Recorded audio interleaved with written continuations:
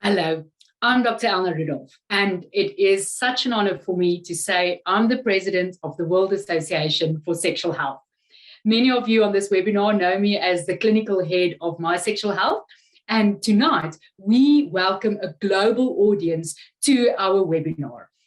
As you know, we have this monthly webinar where my friend wants to know, and this time my friend wants to know what happened at the World Congress for Sexual Health. And I'm joined here tonight by two of my colleagues. The first one is Alan Jami, who is the Vice President of the World Association for Sexual Health, and he's also the chair of the WAS Scientific Committee. What happened during the WAS Congress? From an academic perspective, the content that was there was largely due to this man's vision and connections and what he put together there. So Alan, it is such a privilege for us to welcome you to this webinar tonight. Thank you very much for joining us. Thank you. I'm very happy to be here.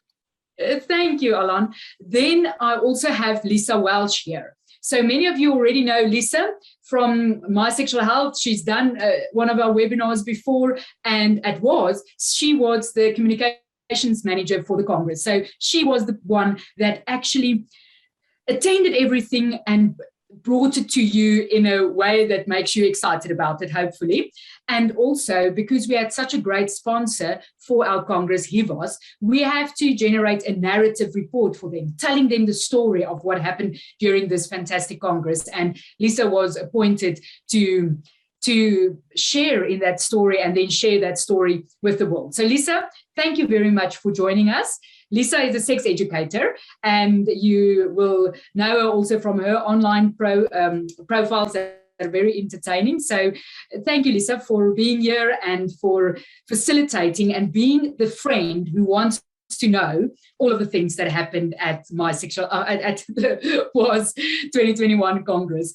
I would like for you guys to say hello to us in the chat. Tell us where you are from. Make sure that when you select there that it says everyone, so that everyone can see.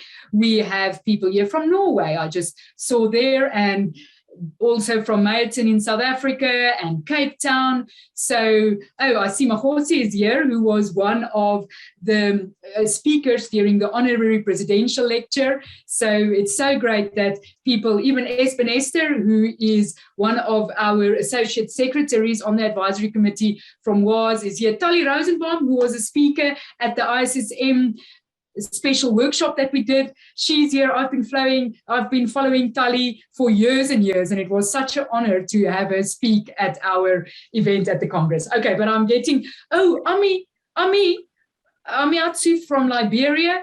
I'm going to have to close. Antarctica, even Antarctica is here, so it's wonderful.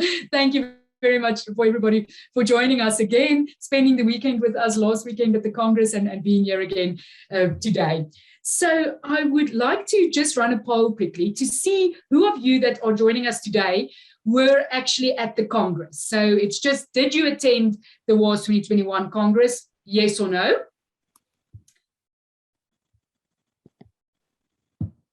Okay, so you can put up that answer, please, Michelle. Okay, so that's interesting. Almost exactly 50% of the people were there. They know what happened, and 50% weren't there. So of the ones that weren't there, that were there, for you guys, if you can put up the second one, Michelle, please.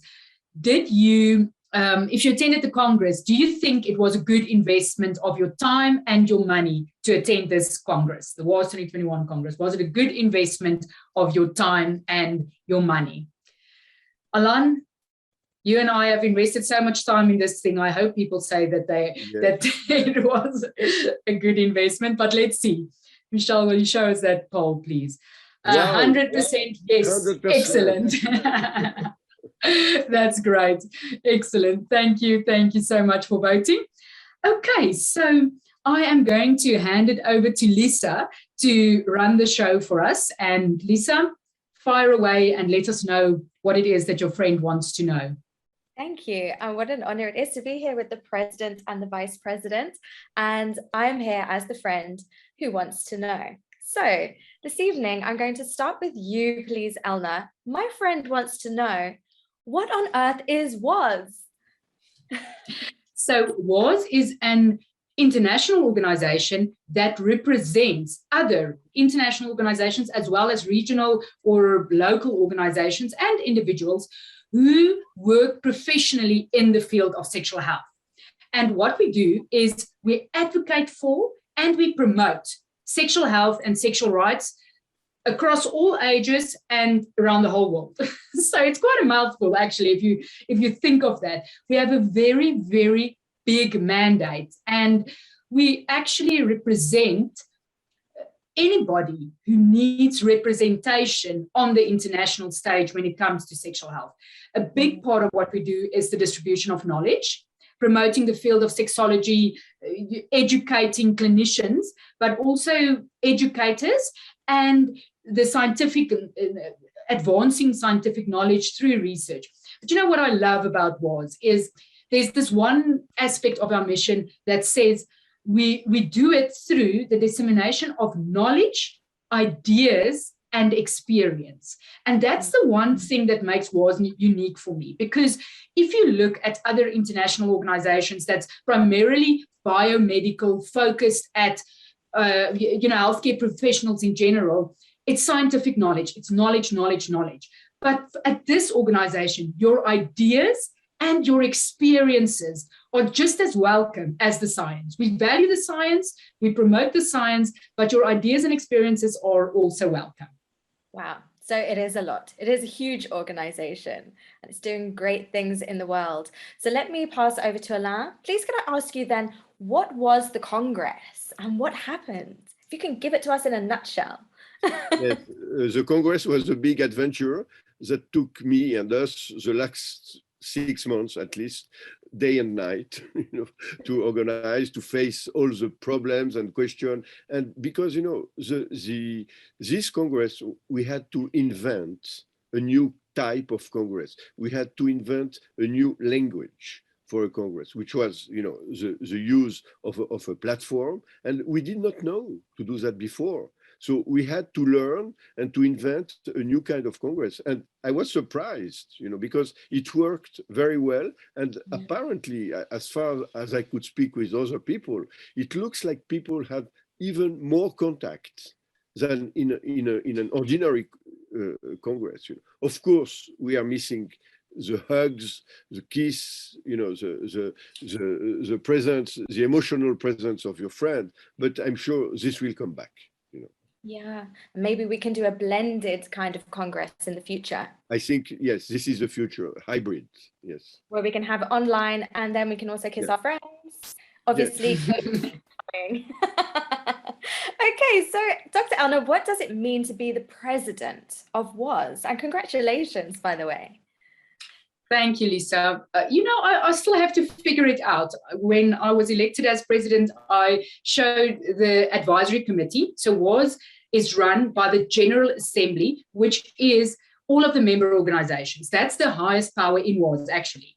And then underneath that is this advisory committee of 19 people that get elected from the member organizations.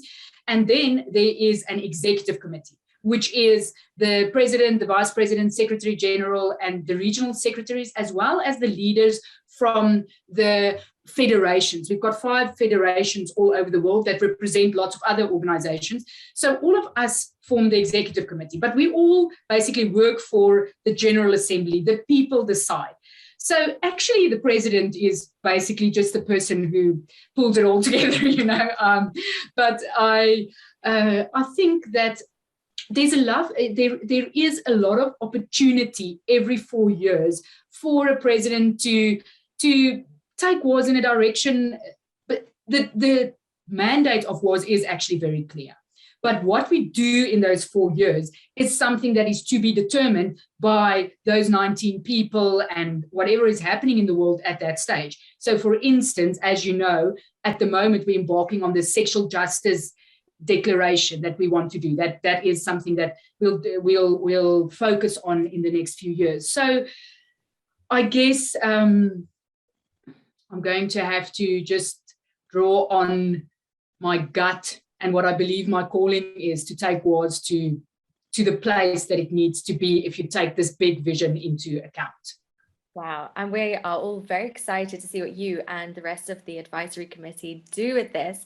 And Alain, what does it mean to you to be the vice president of WAS? Yes, again, it's a new adventure for me. It's the starting of a new life, and I am very happy to make a team with Elna, because she brings energy, she brings a new view, and also she's bringing Africa,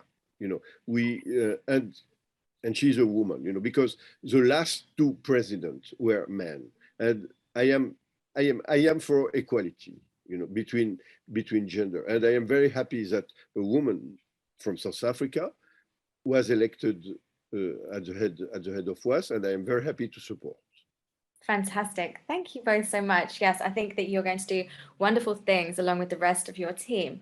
So Dr. Elna mentioned briefly then that sexual justice was a big theme. And I wonder, Alain, if you can tell us a little bit about the sexual justice in Dhaba, which was kind of one of the main opening events for the WAS Congress. Yes, this was another innovation of this Congress, to do participative events, which means it was not a professor speaking up from the chair, to the students, but it was putting people together to exchange ideas, with people collecting, taking notes about everything, recording everything that was said, and then doing analysis and doing summaries and taking into account almost everything that was expressed during this in Dhaba, this meeting. So this is a great innovation, which is different from the previous WAS declaration. It doesn't start. It started from a vision from WAS, I would say, but the process started with a consultation of the people. Yeah, and then we are going to build from the consultation, the participation of the people, and it will be a process of going and coming back, to we write, they express, they comment, we do, and then at some point it will stop and we shall have a declaration. Fantastic. It was great to see so many different voices there and to have the opportunity to go into smaller breakout rooms and chat so that everybody really did have a chance to get their opinion across. It was something I'd never experienced before. But I wonder if we can take a step back, Elna, and look at what is sexual justice? Like, what even is that? I mean, sexual justice is a movement beyond sexual rights. You know that we are advocating at the moment. It is the idea to move from individual. I mean, individual responsibility is now taken for granted. You know, we know that we try to do that.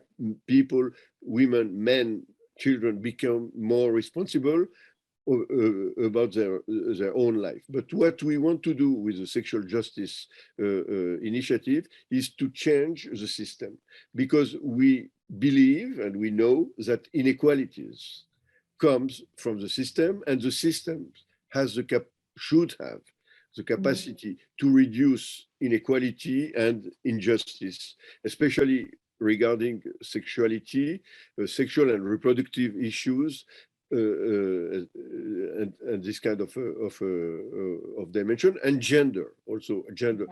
I mean, we want to include, you know, in the sexual term, we want to include sexuality, we want to include reproductive life, and we want to include gender. Absolutely. Thank you for explaining yes. that. Okay, fantastic. So you've been mentioning gender there, and Dr. Elna, I'd love to ask you about a really important thing that happened also on day one. So my friend wants to know what happened at the Transgender and Gender Diversity Assembly.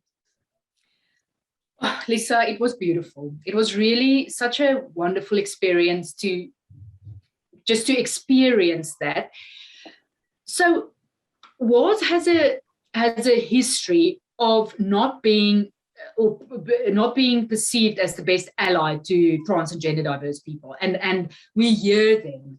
And in Mexico, there was a consultation by a group of trans and gender diverse people, as well as a few other allies, and they came up with some recommendations for WAS to be a better ally, basically, and to try and correct the wrongs from the past. So what we did was and it's quite debatable, because Alan was so good at making sure that we integrate quite a number of trans and gender diverse speakers into the so-called main program. We had lots of abstracts that were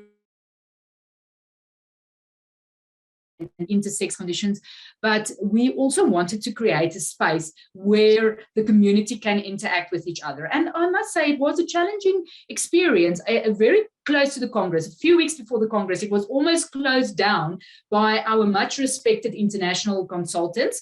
The Institute for Sexual and Gender Health gave us, they were our King Protea sponsors, and they made it possible for us to bring 200 people to this assembly for free. And that was great, you know, to be able to just bring people in and just say, come for free, come and talk, share your ideas. And Nick Ryder from the Institute for Sexual and Gender Health played a key role in facilitating our international consultations with this particular trans group.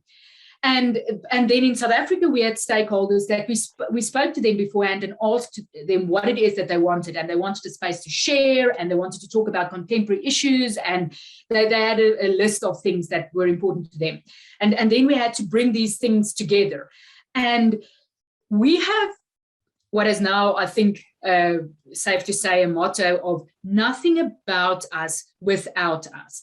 So that's the idea, where there's scientific knowledge, and there are many experts, many experts who know a lot about trans healthcare. I do a lot of gender affirming hormone treatment myself, you know, so I see myself as an expert and an ally. But there are doctors, medical doctors, who are also transgender, like Anastasia Thompson, who spoke at this particular event.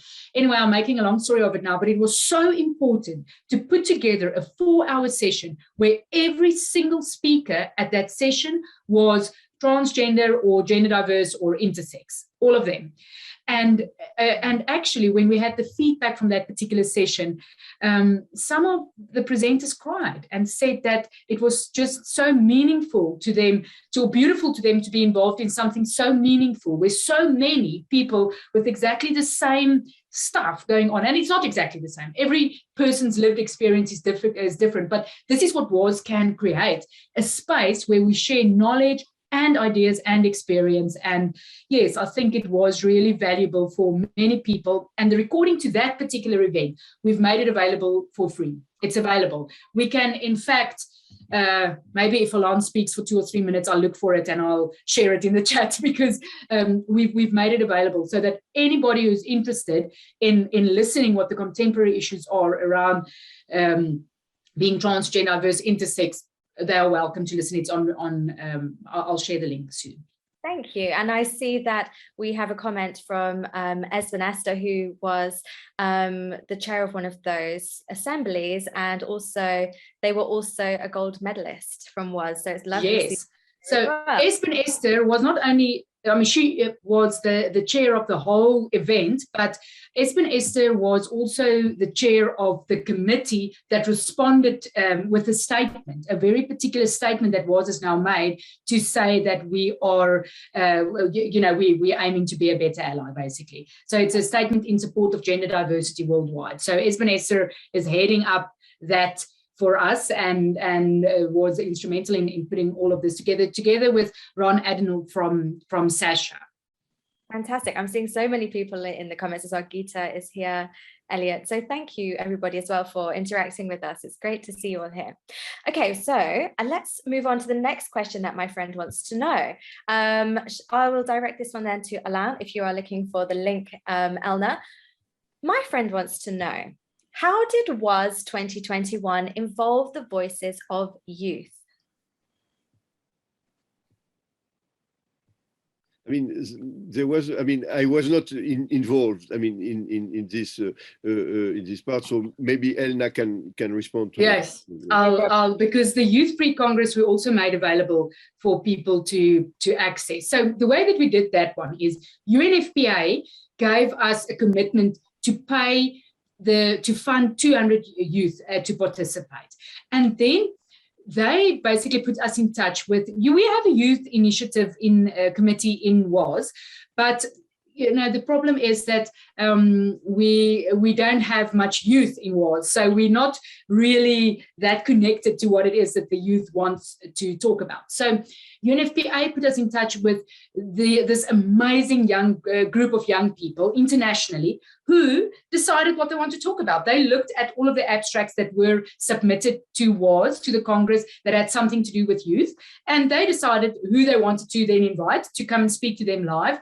They put panels together, they commented on what was said there, and they were so beautifully representative. It was just beautiful for me to see when one, particularly as I just walked past, sorting out technical issues, I saw this vibrant albino girl talking, giving her opinion about something, and I just thought, perfect, that's exactly what it is. We want to create a stage for everybody, every person living with disability. Doesn't matter what it is that makes your sexuality significant, you are welcome on this stage. So they ran with it by themselves. Cordelia Brandt from Sasha helped to organize that, but she basically just, facilitated the sending of emails, and that they did what they wanted to talk about and came up with a very good report of these are their demands, this is how we can engage them better. And for me, I guess, if you get Levi Singh, who's one of the very eloquent speakers at this, to give the closing remarks, it will sound much better than I can do. But the point is, again, nothing about us without us. Don't make decisions about young people's anything without having them in the room. So, Lisa, you are the young person in the room here today. I don't know how old you are, but... Well, I'm old enough to know that the one thing I can tell young people in my house is that they need to eat their vegetables, okay? we have the same struggle. I feel you. Thank you for sharing that, Elna. What a beautiful opportunity to hear the voices in that way. So now on to something that is one of my favorite things to talk about, Alain. I would love, and my friend would love to know, what is the Pleasure Declaration and why is it so important? The pleasure declaration is the last product of WAS. It started about 4 years ago. We under after a proposal from Eli Coleman from the Institute for Sex and Gender Health, and it was a whole group working experts. It was a group of experts, but also people representing different communities and different subjectivities about pleasure, and also different discipline, because you had people doing the neurology of pleasure, people doing the culture of pleasure, the obstacle to pleasure, the psychology of pleasure, the sociology of pleasure, the politics of pleasure. And if I speak last but not least, politics, because the sexual pleasure declaration is a political declaration. It's a political statement.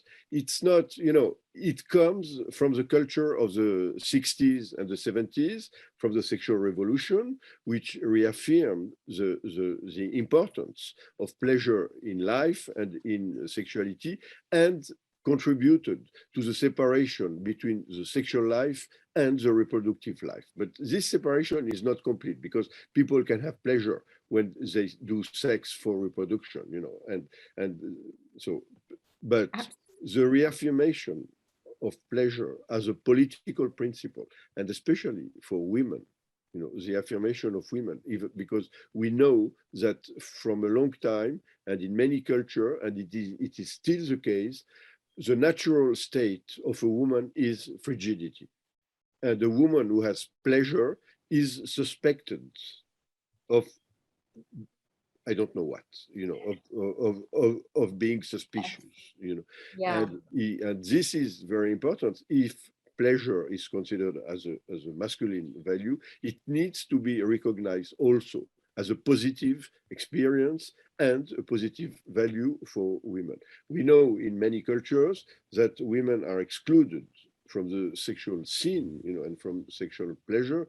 They are forbidden to have access to contraceptive, to have access to abortion. But it's not only contraception and abortion, it's the right to be, the owner of your body, to decide for themselves what they want to do with their body. And pleasure is also, at some point, a matter of decision and of freedom. You are allowed to have pleasure, and you allow yourself to have some pleasure, but you are not obliged to. It's not an obligation, because the 60s generation was accused to use pleasure to force women to have sex. It means that if a woman who did not want to have sex, she could be accused of being retarded, or conservative or reactionary. So, but it is not the case anymore. When we speak of rights and and sexual pleasure in the context of sexual rights and human rights, it means the right to have pleasure and the right not to have pleasure. But this must come from a decision, not an obligation in either direction. It's fascinating, and it's just so interesting and like warming to see that shame is being taken out of the equation. There's no shame. It's a choice. It's freedom, and pleasure is important. That's, for me, if I'm allowed to have a favorite moment of the Congress, it would be this moment of showing and proving that pleasure is important, and it is a right that we can choose or not. So that was a highlight for me. I was doing a little dance when that declaration was ratified. So thank you. I know you were on the pleasure committee. Am I right? I know you were in lots of. No, I am in the sexual justice. But if I can say a word, I want to say hello to Beverly Whipple, who just gave us a note in the chat, and she was one of the first, to develop, the idea of sexual pleasure for women, develop a model of sexual pleasure oriented. And I remember when she gave an opening keynote speech in Sydney at the WAS conference in Australia in 2007. She was speaking that she was playing a woman saying, "Oh, not tonight, my dear, because I have some migraine, I have some headache." And she was saying, "Let's have sex because I have a headache, and sexual pleasure will decrease my headache." And this I remember until now, and I want to say hello to my friend Beverly.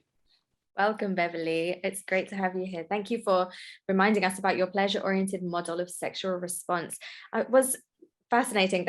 For me, I'm still getting super excited. I know, sorry, Elna, I know you want to speak, but I just want to tell you how exciting it was to see these incredible voices and authors and experts all in one place. But now, go ahead, I'll be quiet.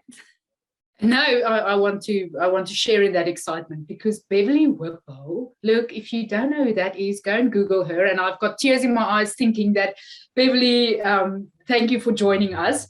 It is such an honor. I sat right next to Beverly at the presidential dinner in Mexico 2 years ago, and it was just so beautiful to do that. Beverly, maybe if you, I don't want to, well, a lady's age is her privilege, but Beverly has been in sexual health for decades and decades. So it is just so kind of you to join us here tonight. And I can tell you, my very first WAS Congress that changed my life, 2011 Glasgow. Beverly, you spoke about your work. So Beverly did a lot of work around the G-spot. And it just inspired me. It fascinated me. I was just blown away by what science can do for sexual health there, and the way that you presented and your natural manners. So yes, again, thank you for joining us, and thank you for everybody else that is here again tonight to join us. I was looking for the sexual pleasure declaration, but I can't paste the whole thing in here. So if somebody can please, Ron, thank you for sharing all of those other video links in the chat. We'll share those with you after the event. We'll send out an email where we share all of these links with you so that you do have access to all of that. Sorry, I just also want to add one little interesting thing about sexual pleasure. We came to Africa for the first time as WAS last year, where we joined for his African sexual, now I have to get the name right, Health and Rights Congress. And what I learned from Esiet, who was the honorary president of the Congress, is that in Africa, people want to sit and talk together. And that's where the Dhaba idea came from, and why we had more panels. And even in his honorary presidential lecture, which is a place where he actually can share of all of his amazing experience, he got people onto that stage.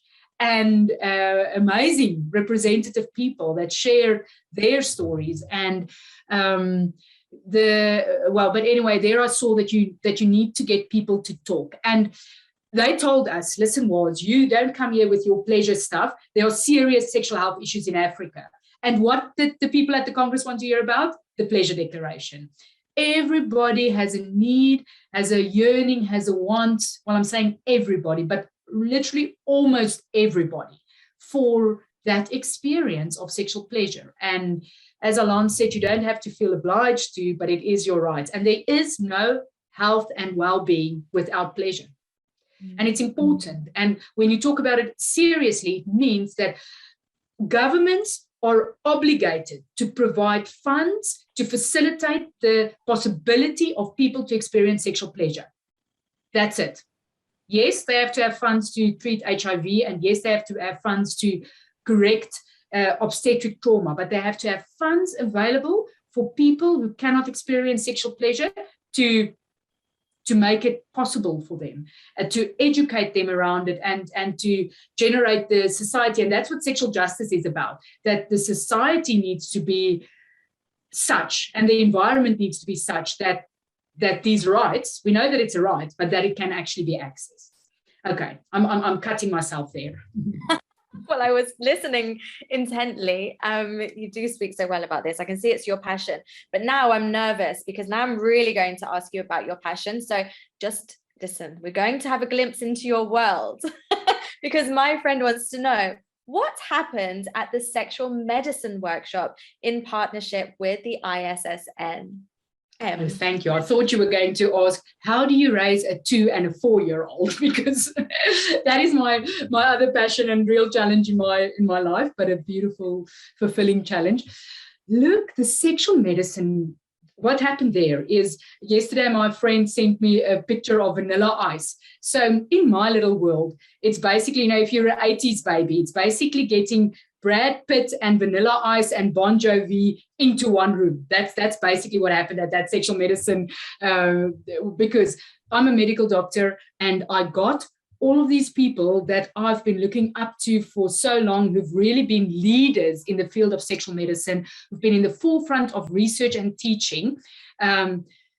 The ISSM, the International Society for Sexual Medicine, partnered with us for this, and they came up, they asked these people that are members of their organization to come and present. And it was just lovely to have all of those people from 10:30 in the morning all the way up until 8 o'clock that night, one after the other. They were there. And, it was the American Urological Association's Congress at the same time, and almost all of them had to present there as well.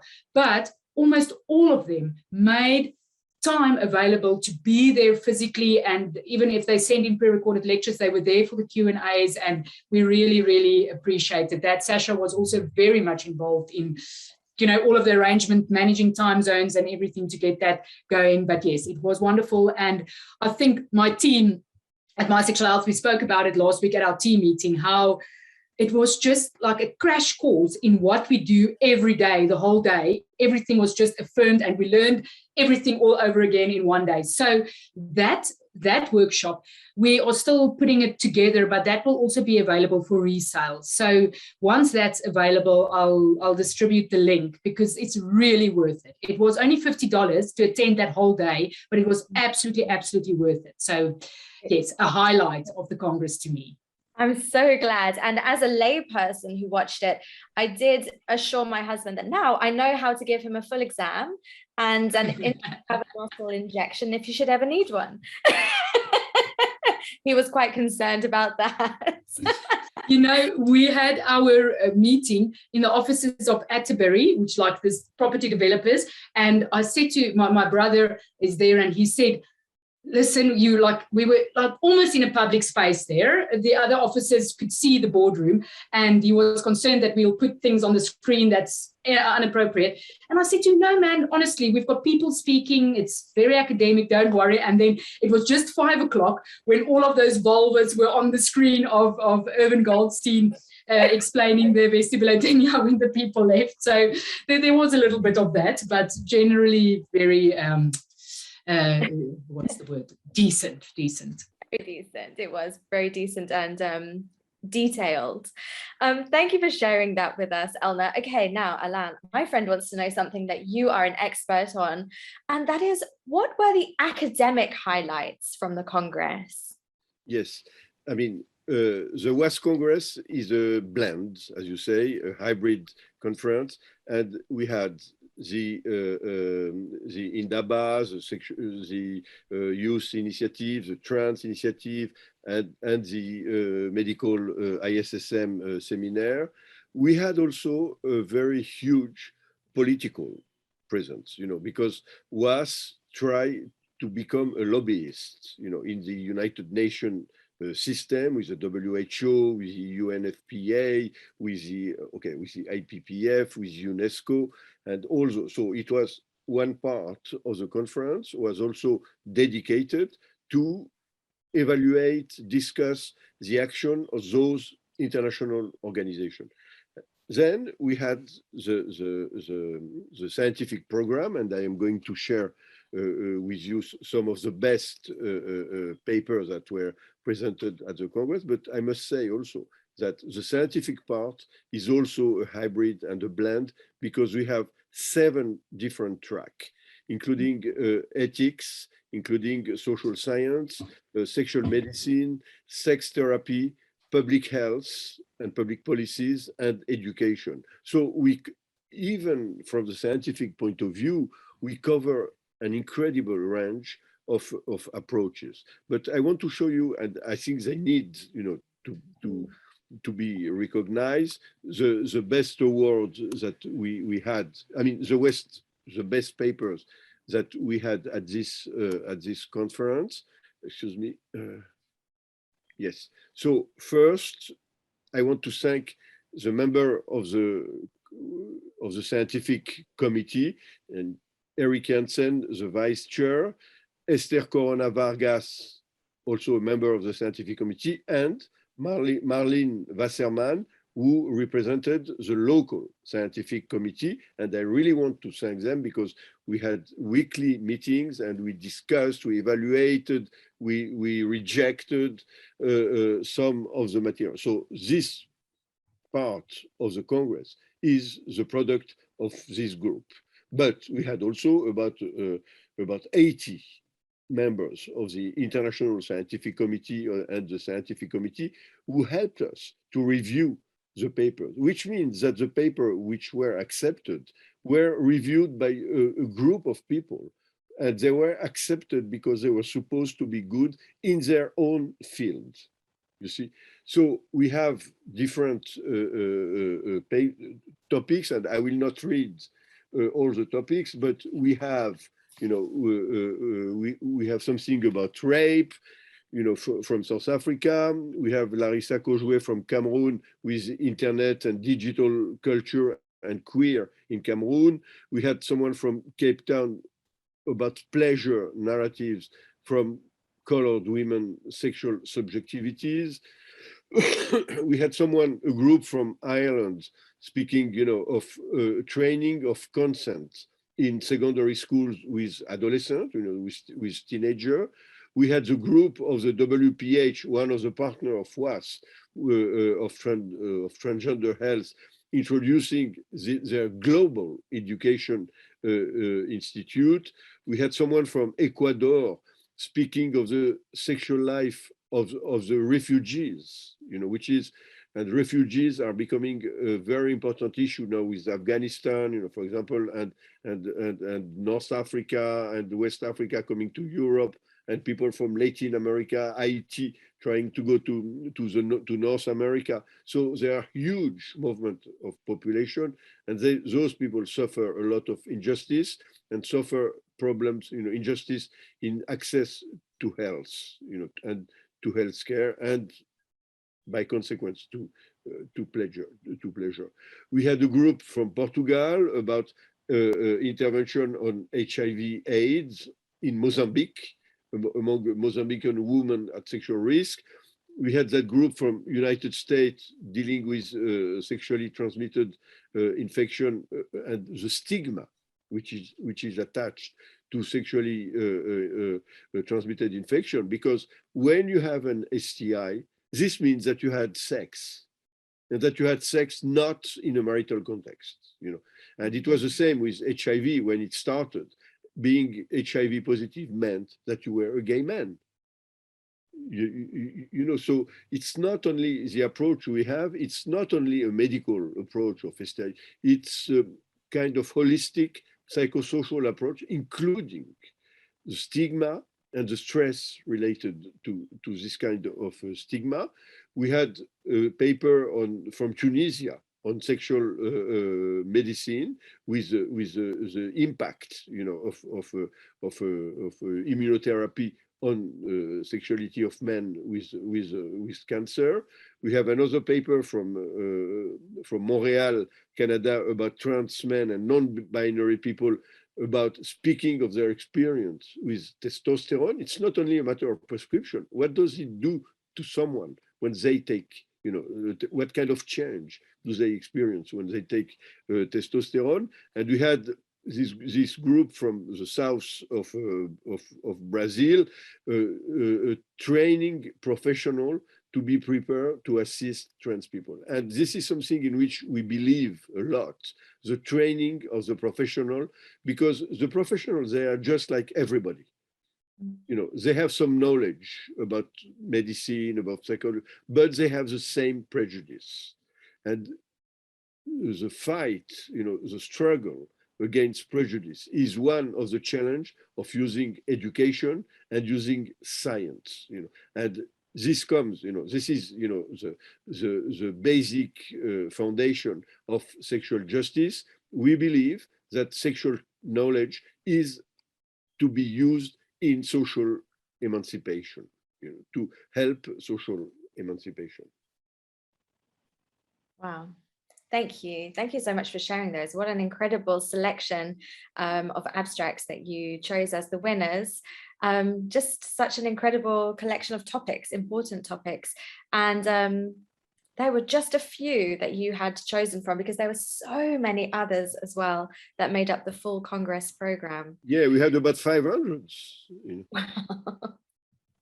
There's quite a lot of things to go through, which fortunately, I know we'll get to this, but fortunately, everybody who attended the Congress does have all the way up until the end of the year to still watch that. So in case anybody watching didn't know that, you don't have to watch it all right now. You can spread them out.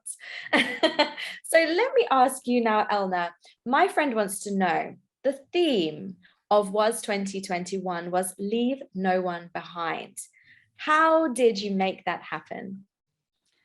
Look, it was grace, actually, because if my vision of WAS 2021 was realized, it would have been like 1,000 sexologists getting together in Cape Town and having a nice party together, because that is what WAS Congress is like. And it's fantastic. It's amazing to have all of these like-minded people in the same room. And as Alan said, that energy that's involved in that is just something that you literally fly around the world to go and feel.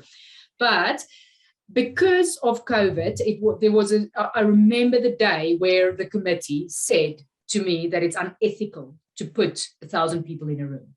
And, I was like, okay, I hear you, because if you tell me it's impossible, I'll tell you, let me show you, So, but unethical, I had to listen to. So then we moved it online, which is the best thing that happened, because with the money that HEVOS gave us, it made it possible to bring somewhere in the range of 700 people to the Congress through a scholarship. Now, if you think of a WAS Congress cost me in the past, probably, and I mean, it's a sign of my privilege, but like, I don't know, 30, 40, 50,000 Rand to attend, literally, because, like $3,000, because you have to pay the registration fee, you have to go and stay there in a hotel, get there, eat, everything. And at WAS Congresses, typically also the satellite events are paid for events, so you pay for a couple of those as well. And at this Congress, we made it, well, I said when we started out with the planning, I want 100 hours of online education for $100. And people ended up getting probably, well, definitely way over 200, maybe in the range of 300 hours of education. And if you signed up early bird, if you're a member of SASHA or a student, you got it for $70.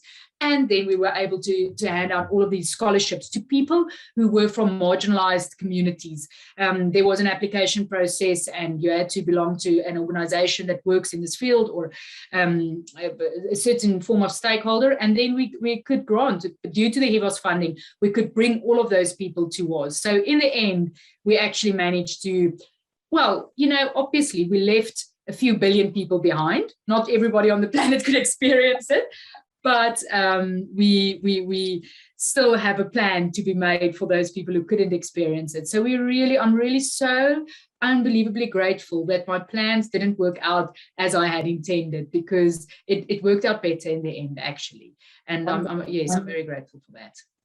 That's great. So many scholarships. You said like almost 700 or around 700. And Alain, do you know how many people actually did attend WAS 2021?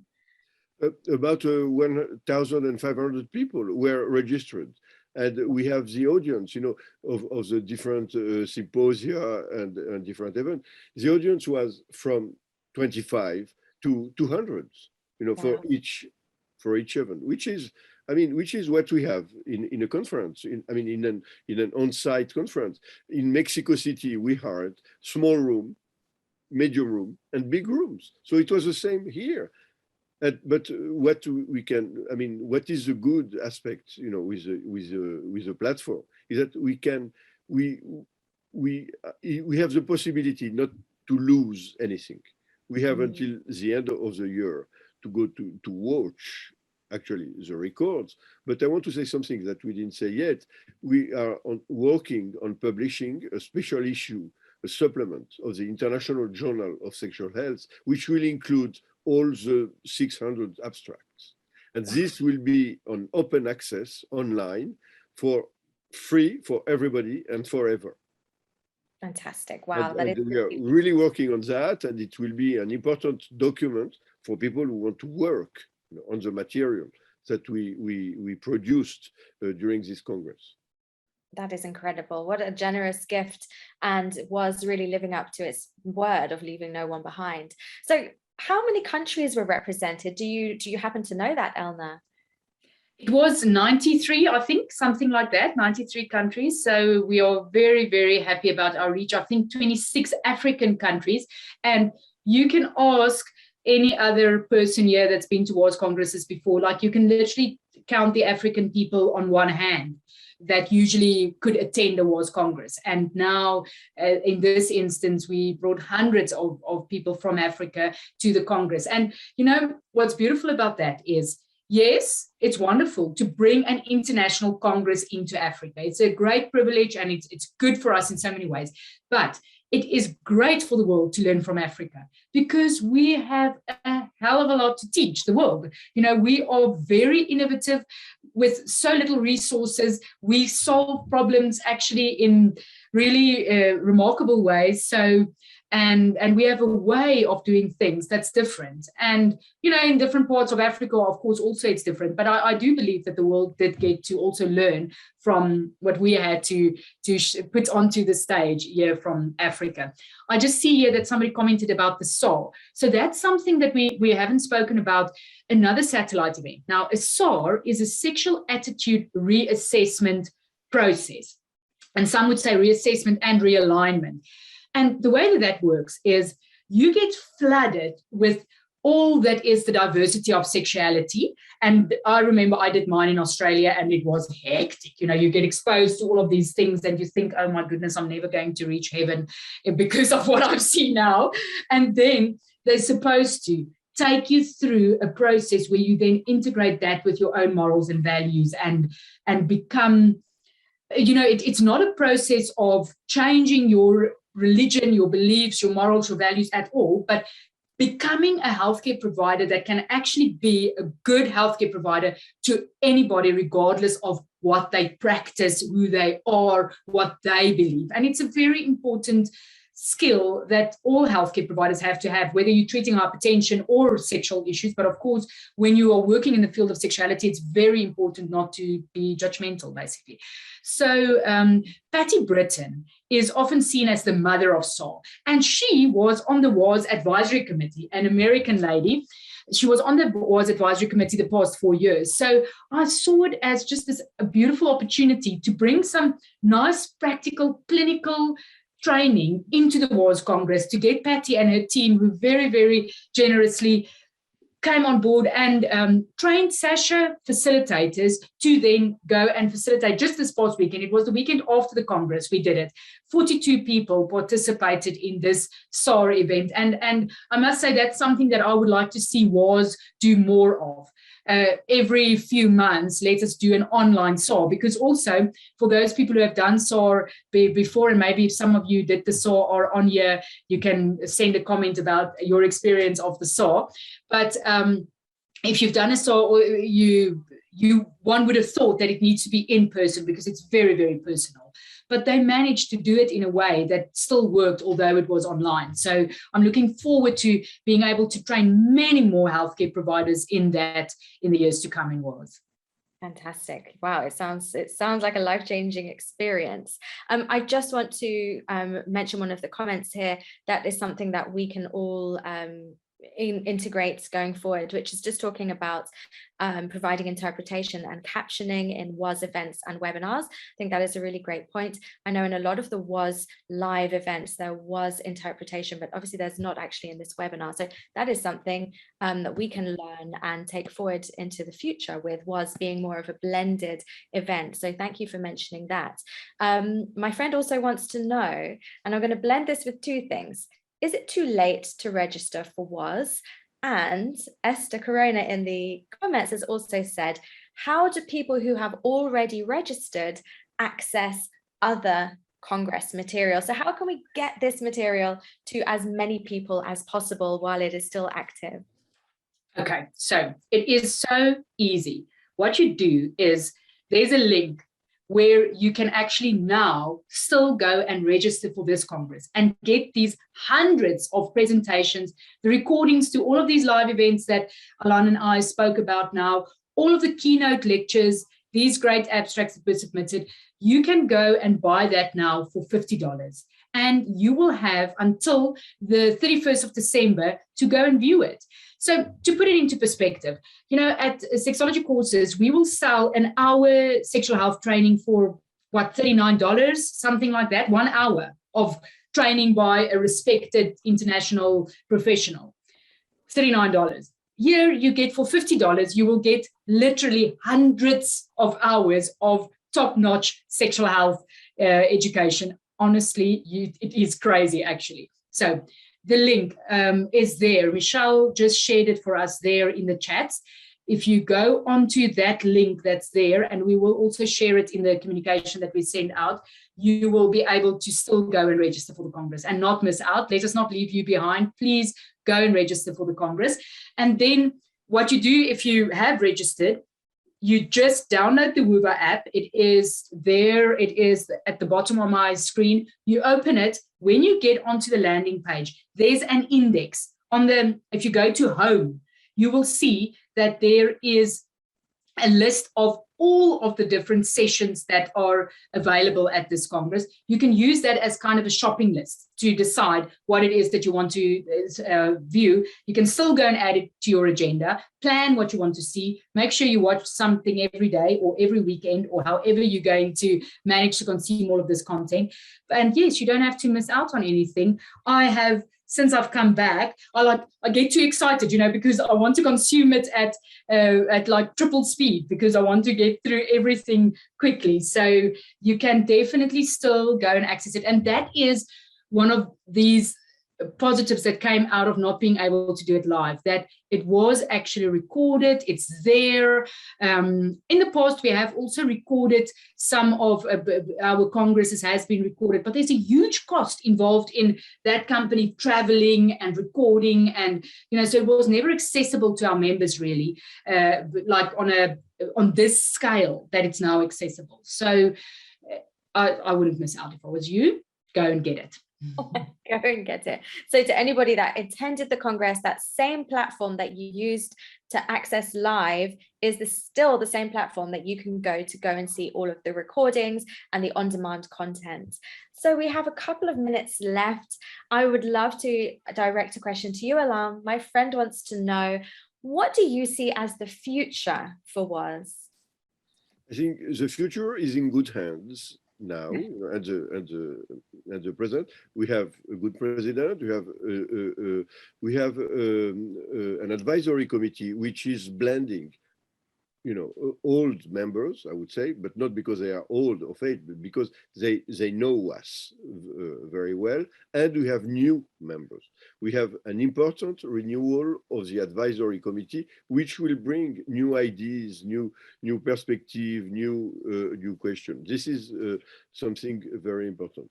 What I think it's important is to develop this idea of sexual justice, but not considering that sexual justice is the topic of some specialists.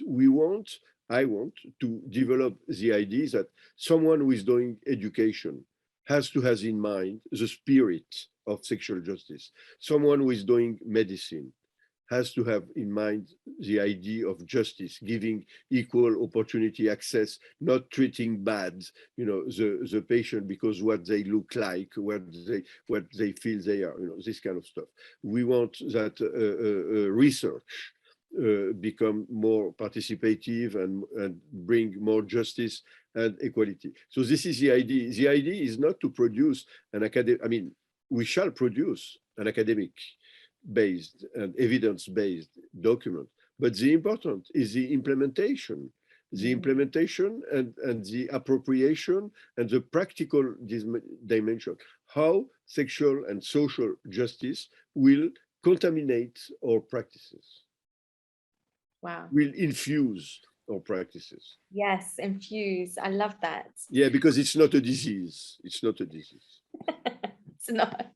And Elna, would you like to finish with your thoughts on the future for WAS?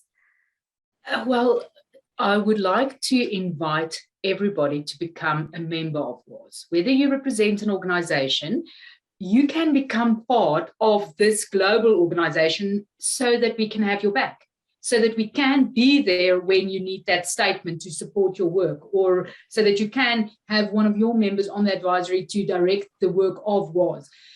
Please, if you work professionally in the field of sexual health, sexual education, sexual rights, you do not have to be a bunch of doctors to join WAS. You can, any work that you do in sexual health, you can, as an organization or even as an individual, you can join WAS. But then also, if you're in South Africa, if you join SASHA, the Southern African Sexual Health Association, which is for healthcare providers, we do have some supporting members there as well. You automatically become a member of WAS because SASHA is a WAS member. And that's why SASHA could host the Congress, because we are a member of WAS. So WAS entrusted the hosting of the Congress with us here at SASHA. And then there was a question to ask if you have to be a WAS member to access this Congress. No, you don't. Any individual can access this information from this Congress. If you just follow that link and pay $50 for your access, you will be able to access it. You do not have to be a member of the organization to do so. But yes, the work is starting. It's a 4-year process for us as an advisory committee to determine what our work will be. And I've used the word with some of the stakeholders to say that there will be some agenda setting that will take place now. We know what the big mandate is of WAS, to promote sexual health and rights for all, basically. But we will be doing some agenda setting, and we'll have open doors for people to tell us what, how the WAS agenda could aid what is happening in the world of sexual health. So yes, with that, I think I will close and thank you, Lisa, for the work that you did, for making the Congress accessible, that it's not only academics sitting and talking about it, but actually making it accessible to the public as well and being enthusiastic about it, and for your great work ethic. I really appreciate it. Thank you for hosting tonight. Thank you. It's been a pleasure, really and truly. And thank you to everybody who has joined in on the comments as well. It's just great to have your interaction. And it's been a joy to be a part of the WAS 2021. So thank you. Thank you, Lisa. And Alan, thank you to you. Thank you. We have done a lot of work together, but we still have a lot of work ahead of us. And I'm so happy to have you on my team. Alan and I met each other during the Sexual Rights Declaration consultation. You remember, Alan, it's where we got to know each other, we were in New York City together. Yeah.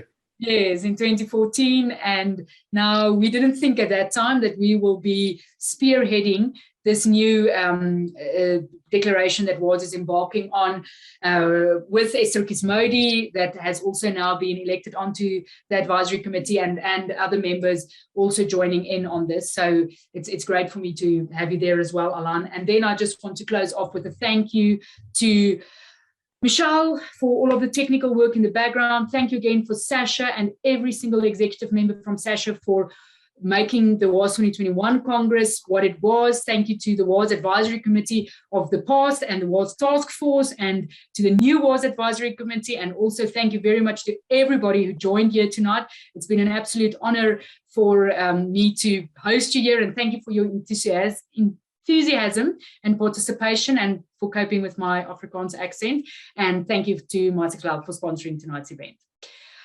Thank you.